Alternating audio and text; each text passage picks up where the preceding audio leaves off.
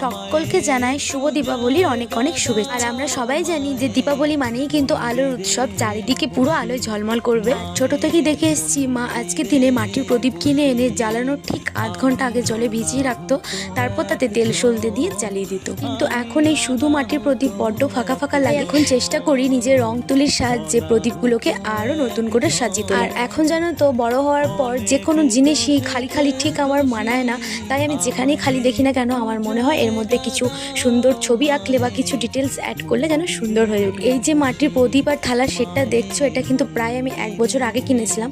কিছু কারণের জন্য সে বছর আর এটা কালার করা হয়নি, তো 1 বছর যত্ন করে রাখার পর আজকে আমি বার করেছি এগুলোকে কালার করতে। দেখতেই পাচ্ছ এই পুরো সেটটাতে আমি কিন্তু ব্লু কালারটাকেই বেশ রেখেছি, তার মধ্যে সাদা রং দিয়ে কিছু ডিজাইন অ্যাড করে দিয়েছি।